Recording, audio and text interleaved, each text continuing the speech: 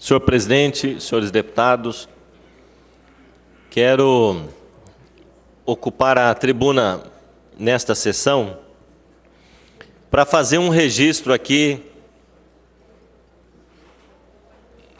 do que está acontecendo em todo o país, que é o movimento dos estudantes secundaristas, que começa agora a ser seguido também por estudantes das universidades, chamado movimento Ocupa Escolas. Nós temos hoje, senhor presidente, já perto de 1.500 escolas ocupadas por estudantes em vários estados da federação. E eu estive lendo ontem uma matéria em que esta pessoa, o autor da matéria, dizia: eu esperava que a reação às medidas do governo Temer viesse dos sindicatos, das centrais sindicais, dos movimentos sociais, mas não veio. A reação, o protesto com relação às medidas que estão sendo anunciadas pelo governo Temer, a reação está vindo dos estudantes do ensino médio e agora dos universitários. É interessante que a grande mídia, ela não tem dado destaque a essas manifestações, a importância dessas manifestações. Vejam os senhores que ontem foi pedido o adiamento do Enem, das provas do Enem, por conta dessas quase 1.500 escolas que estão ocupadas pelos estudantes, e nessas escolas não vai ser possível a realização do exame. O governo teria que dividir em duas etapas o Enem, uma para as escolas que não estão ocupadas e outra em dezembro para as escolas ocupadas. E aí há um questionamento do Ministério Público se isso não fere a isonomia, as condições de igualdade na disputa por uma vaga na universidade pelos estudantes. Então, este movimento não é um movimento qualquer e não é um movimento insignificante. É um movimento importante que está acontecendo no país. Ele tem também um recado que precisa ser ouvido pela sociedade. O recado é, primeiro, os estudantes estão protestando contra a chamada PEC 241, que agora foi para o Senado, se transformou em PEC 55. E os estudantes estão dizendo que esta PEC vai significar um retrocesso nesse país. Por quê? Porque ela prevê o congelamento dos investimentos nas áreas sociais, na saúde, na educação pública, também na assistência social, nos investimentos. Essa PEC, ela pode significar a proibição de reajuste salarial para os servidores, pode significar a não realização de novos concursos públicos. Por exemplo, aqui no estado de Mato Grosso do Sul, nós já temos por parte da Polícia Civil o anúncio da necessidade de publicar-se um edital para convocar um concurso público para suprir as vagas da Polícia Civil em todo o Estado. Nós temos necessidade de outros agentes de segurança penitenciária. Nós temos necessidade de realizar concurso público para professor, uma vez que quase 50% dos professores do Estado são convocados, o que é uma grande irregularidade. O Estado tem que realizar concurso público para o ingresso de novos professores na carreira. E essa PEC 241, ou PEC 55, agora no Senado, ela pode significar a proibição da realização de novos concursos, de contratação de novos servidores, de reajuste salarial, de investimento na educação, de mais investimento para a saúde pública, já que esta é a primeira prioridade. Então, é importante que tenha visibilidade esse movimento dos estudantes ocupando as escolas, dando esse primeiro recado contra a aprovação dessa PEC, que congela os investimentos por 20 anos. Senhores, não é por 2 anos não, é por 20 anos. E é interessante a gente levar em conta que antes da aprovação dessa PEC, o Congresso Nacional teve o cuidado de dar alguns reajustes salariais para algumas categorias que não têm urgência nenhuma de receber reajuste salarial, como membros do Judiciário, como membros de alguns poderes que poderiam aguardar por um tempo maior a revisão dos seus vencimentos, enquanto que a massa dos servidores públicos, enquanto que o salário mínimo está sendo ameaçado de reajuste, de aumentos reais, como foi a política dos últimos 12, 13 anos, de recuperação do poder de compra do salário mínimo. Então é uma vergonha também, uma afronta que faz o Congresso Nacional aprovando esses aumentos antes da aprovação dessa PEC que vai congelar e limitar os aumentos de salários e realização de concurso, investimento nas áreas sociais. Mas os estudantes têm um segundo recado com a ocupação dessas escolas, que é esse desastre proposto pelo governo Temer, através de medida provisória para a reforma do ensino médio, aonde já se viu fazer uma reforma tão importante, uma reforma tão significativa no ensino médio por medida provisória, sem uma discussão mais aprofundada com a sociedade, com os principais interessados, que são os estudantes, sem fazer um debate com os especialistas de educação, com as universidades, onde já se viu propor uma mudança tão radical assim no currículo, na formação dos estudantes no ensino médio, sem que haja um aprofundamento desse debate. Aliás, nós já temos a discussão sendo feita em algumas universidades, nos conselhos de educação, no Conselho Nacional de Educação. Só que esses debates estão sendo totalmente desconsiderados pelo governo.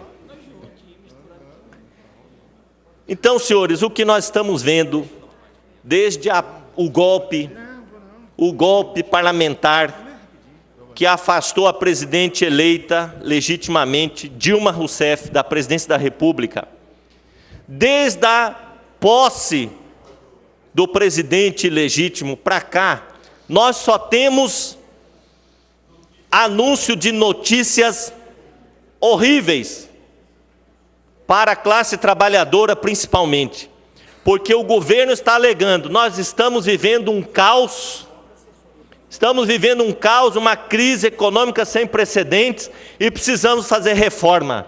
E essas reformas penalizam quem? Só os trabalhadores. Só os trabalhadores. É uma reforma como essa PEC 241 para garantir o pagamento dos juros da dívida pública. Não tem outro objetivo. Aí tira da educação, porque educação só é prioridade no discurso das pessoas. Educação só é prioridade, é demagogia que fazem com isso, porque prioridade requer investimento, requer recursos do orçamento. Agora, retirar os bilhões e bilhões que o governo está propondo com a aprovação dessa PEC é dizer que ele não acredita na educação, que ele não quer investir na saúde, que ele não quer investir nas políticas sociais, mas ele quer garantir o pagamento dos juros da dívida pública. Ele quer garantir os interesses do capital rentista. O capital rentista está muito feliz com o governo Temer. Está uma maravilha. Agora, quem vai ser penalizado? Trabalhador da iniciativa privada e servidor público. Estamos vivendo uma crise econômica séria, importante, grave. Agora, o que nós estamos questionando aqui são as medidas que esse governo vem anunciando para enfrentar essa crise. Que ela isenta uma minoria de privilegiados. E ela quer que a maioria, os trabalhadores, o lado mais fraco, que pague a conta. É interessante que não se vê uma proposta sendo apresentada por aquele mordomo de filme de terror, parece mais o Temer mesmo, mas o ministro da Fazenda é um ser assim, esdrúxulo, não sei que termo usar para ele, né? Mas não se vê aquele senhor fazer uma proposta para dizer assim, o setor do capital vai dar a sua contribuição. Os bancos, que sempre têm lucros estratosféricos, vai dar a sua contribuição. As grandes fortunas vão ser taxadas para dar a sua contribuição. Ninguém fala nisso. Fala em cortar direitos dos trabalhadores. Fala em reduzir investimentos na educação pública. Fala em congelar investimentos na saúde pública, que está precisando de maiores investimentos. Então, essa PEC, ela é um desastre para o país. Como eu estava dizendo aqui, ela não visa congelar esse investimento por 2 anos só não, deputado João Grandão, é por 20 anos. Poderá ter aumento da receita, a economia vai aquecer, ótimo, e os investimentos ficarão congelados. Ficarão congelados. Agora, o que estará garantido? O pagamento dos juros da dívida pública. Isso aí vai estar tranquilo, vai estar garantido. Então, nós não podemos aceitar e temos que aqui apoiar o movimento dos estudantes, porque nesse momento é o setor que está lutando, é o setor que se organiza para fazer um contraponto a essas medidas que estão sendo anunciadas pelo governo. E lembrando aqui a parte do deputado Eduardo Rocha, quando ele dizia, o seu partido esteve no governo 13 anos, tal, não resolveu. Olha, nesses 13 anos, o Brasil conseguiu tirar 40 milhões de pessoas da pobreza, da miséria. Conseguiu elevar os índices sociais. Conseguiu colocar milhares de filhos de trabalhadores nas universidades. Conseguiu construir milhares de casas populares no programa Minha Casa Minha Vida. Conseguiu, através do programa Bolsa Família, que recebeu um prêmio da ONU, reduzir a pobreza nesse país e melhorar os índices, inclusive na área da saúde, reduzindo a mortalidade infantil. Então não venha ele dizer assim, não, a culpa está nos governos do PT. Não, a presidente foi afastada, contando já aquele tempo em que ela foi afastada antes do impeachment, em que o Temer assumiu, de lá para cá, o que esse governo efetivamente fez foi só agravar a crise, só agravar a insatisfação da população. Então, nós queremos registrar aqui a importância do movimento de ocupação das escolas nesse país, que os estudantes estão fazendo para justamente acordar a sociedade brasileira para esses pacotes que estão indo para o Congresso Nacional. Estão preservando alguns privilégios, aumentos salariais para alguns setores privilegiados, enquanto que a massa da população vai pagar o pato se essas medidas forem aprovadas. Esse é um governo das elites para as elites. É um governo que tem um lado, diferentemente dos governos anteriores, que procuraram fazer justiça social, procuraram reduzir a desigualdade nesse país, procuraram desenvolver políticas públicas de inclusão social. Esse é um governo que está pensando em 10% da população. Está pensando nos interesses de uma camada privilegiada, que, aliás, durante 500 anos nesse país, teve privilégios e perdeu alguns desses privilégios por um tempo, mas agora voltou ao poder para resgatar esses privilégios. Então, é importante que a sociedade esteja atenta nesse momento para as medidas que estão sendo anunciadas. As medidas que estão sendo anunciadas. Ninguém aqui está falando que não é importante fazer uma política de ajuste para enfrentar a crise nesse momento. Agora é importante a gente lembrar quem é que está sendo chamado a pagar essa conta. Quem é que está sendo chamado a fazer sacrifício. E não é aqueles que têm condições de contribuir mais com esse momento da crise, mas são aqueles que ascenderam um degrau na escala social nesses últimos anos, que agora estão voltando atrás. Mas eu quero manifestar minha posição divergente. Essa presidência comunica, Vossa Excelência, tem que esperar de 3 minutos para o seu pronunciamento, e nesse lapso de tempo não serão permitidos apartes. Agradeço, senhor presidente. E eu quero manifestar aqui minha posição. Sou totalmente favorável a essas ocupações, porque os primeiros prejudicados vão ser justamente os estudantes. Primeiro, com uma reforma do ensino médio de cima para baixo por medida provisória. É a vida deles que está em jogo. Se perder um ano agora, do ano letivo, mas conseguir recuperar o que vem pela frente, valeu a pena a manifestação. Então, eu acho que toda manifestação, ela é política, ela tem um caráter político, né, e ela é democrática, dentro das leis do Estado democrático de direito, né, respeitando o direito do outro. Enfim, a manifestação, ela sempre é legítima e democrática. Então, e aliás, eu não só sou a favor das ocupações das escolas, como sou a favor de uma greve geral que está sendo anunciada pelas centrais sindicais no dia 11 de novembro. Né? Por quê? Porque a sociedade, ela não pode só receber pacote de cima para baixo e ficar passiva, ficar silente diante dessas medidas que estão sendo anunciadas. Por quê? Porque é o povo que vai ser afetado. Estava vendo uma matéria esses dias na televisão que milhares de pessoas que tinham plano de saúde estão saindo do plano de saúde, não podem mais pagar por conta da crise. Para onde que essas pessoas vão? Para o SUS. Vão procurar serviço de saúde público.